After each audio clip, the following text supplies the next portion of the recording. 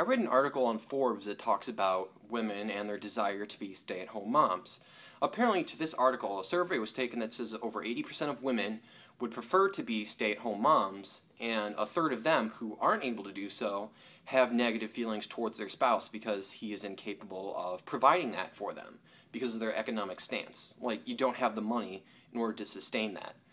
Now, first off, I'd just like to point out that if you have the notion of a stay-at-home dad, they are often viewed as a lazy bum, good-for-nothing loser. And obviously, I understand that a lot of them are just worthless bums who stay at home and do eat pizza and drink Coke and play Xbox all day.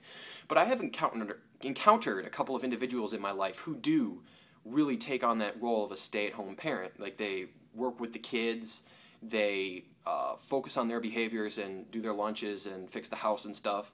But culture tends to frown upon that. I'm not really sure why. I feel like it's an instance where it's just something that you're not supposed to do. It's breaking a cultural boundary that you're just not supposed to do. It's this notion that people do this or this depending on their gender, which I am very opposed to. I'm very opposed to the notion of gender roles. But I gotta ask, for people, like, whether they're like me or the notion of sex-positive feminists who believe in equality of women in the workforce, which obviously I stand for as well, but does that mean that they are in the minority and they don't really represent what the people want? I mean, there are several instances where there's just massive oppression and the people involved being oppressed have a majority opinion that's being ignored. Like, for example, slavery. The majority of slaves, I think, didn't want to be slaves and they wanted to be free.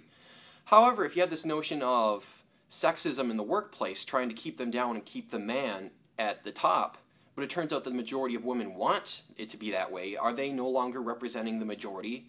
Are they no longer representing what the people want? Even if they aren't, I still think that it's a cause worth fighting for, because it doesn't matter how many people think that this should be done. If it's the right thing, despite what people think, you should still go with that. Not to mention that it gives people the choice. They can either be a stay-at-home mom or they can go in the workforce.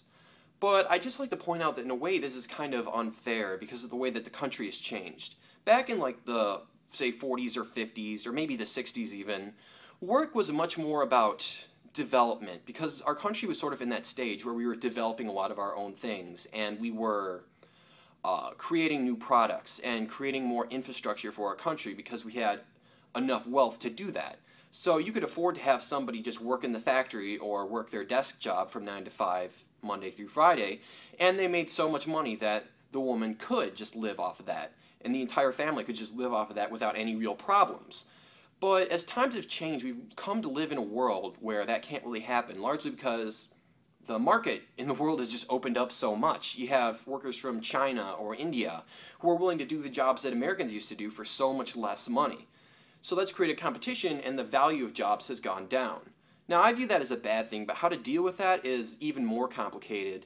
But I just have to say that if you view your spouse as inferior for being incapable of getting a job that would allow you to do that, you're viewing things the wrong way, because those jobs in many regards just don't exist anymore.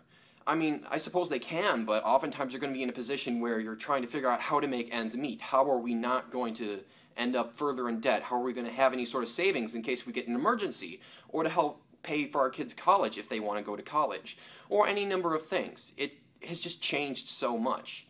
And I feel like people don't pay attention to change. They just want what they want, and the circumstances aren't of concern to them. I'm not sure if I have any sort of conclusive thought. It just got my thought rolling on a lot of things. If you have any opinions, anything you disagree with, or maybe you do have some sort of conclusive thought about this, feel free to leave a comment or a video response sharing your thoughts, because I want to hear other people's perspectives on this. What does this say about culture? What does this say about gender equality? What does this say about gender roles? What does this say about the development of society? Do you have any sort of answer? Because I've been sitting here for like a half hour trying to think of what this means, but I can't really come to an answer. So, help me out.